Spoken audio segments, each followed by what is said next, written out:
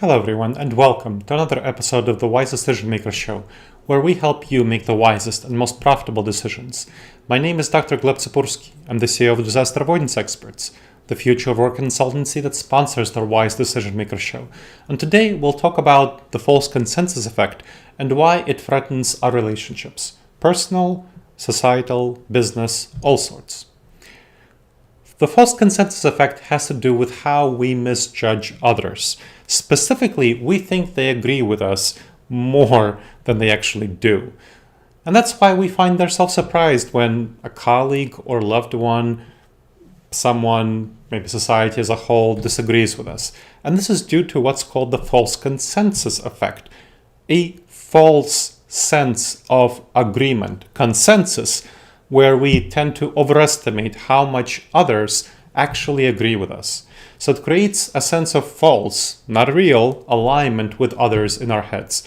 And that can lead to a lot of conflicts, tensions, disagreements, lots of problems for us. That's why we really need to figure out where we might be having a false consensus experience in our minds with others, whether it's individuals or society as a whole, and address that. Let's talk about first real loved ones, romantic relationships. I've seen partners be shocked by how differently they feel about major things. For example, one partner may become more materialistic, money-oriented over time, while another may focus on self-awareness, mindfulness, fulfillment, these sorts of things.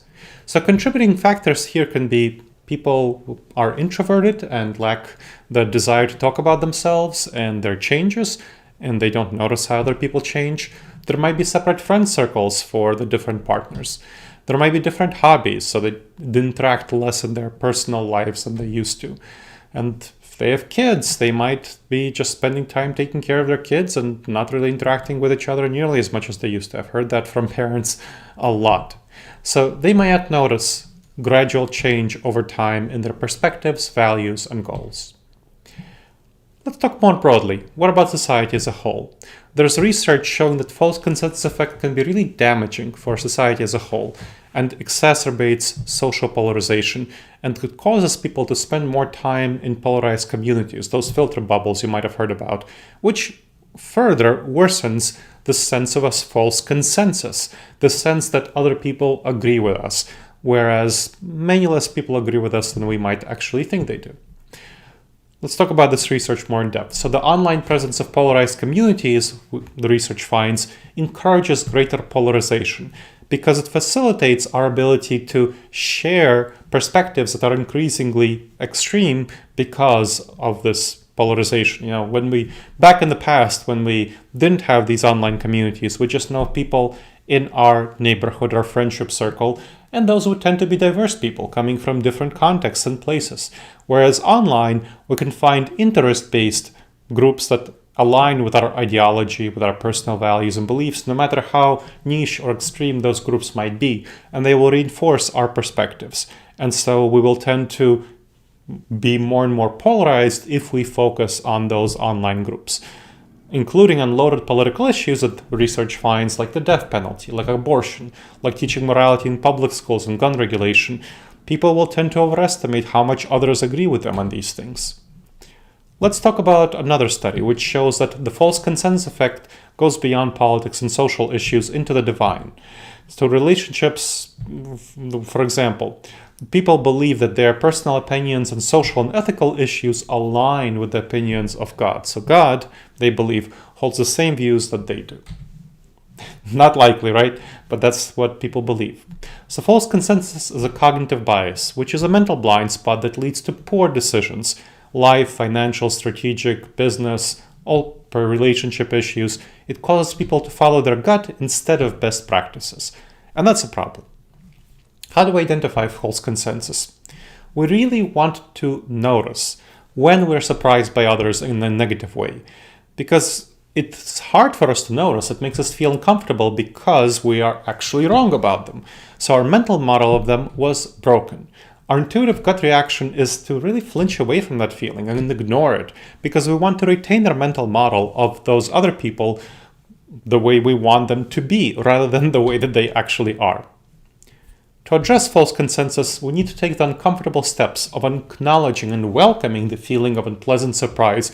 If we don't welcome it, we will just ignore it and it will flinch away, we will not face reality.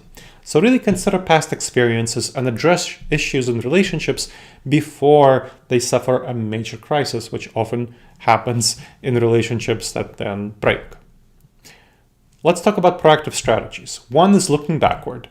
It's an important but reactive response. So looking backward means you notice that you're able to notice this feeling of surprise, and then you're able to work within yourself to address it and acknowledge that there's a false consensus, and you want to figure out how to overcome this false consensus, to actually have an accurate model of how other people think. But you can also look forward and debias by making predictions about the future, about how you think other people will think. So, these are the steps for looking forward. First, you make a prediction. Make a prediction about what the person you are thinking about will think on a certain topic, will feel about a certain topic, how they'll act on a certain topic. Then you want to write it down because you don't want to fool yourself. See whether it matches reality. Here's the step. So it's kind of like a scientific method. So you make a hypothesis, which is your prediction. You write it down. Then you conduct the experiment by figuring out what this person actually thinks about this topic, or how they feel, or how they will behave. And that is how you'll overcome the problematic belief set, because then you'll see whether it matches reality or doesn't. And then you can revise your perspective or see that it doesn't need to be revised. And you want to encourage other people to do the same thing to overcome this false consensus tendency. This can improve your own ability to address false consensus around issues and can help others fight against the false consensus effect if you suggest to them that they practice the same method of prediction of the future. All right, everyone. I hope you found helpful this episode of the Wise Decision Maker Show. Please make sure to subscribe to the show wherever you check this out and leave a review. It really helps others discover the show and helps us improve the show. All right, everyone.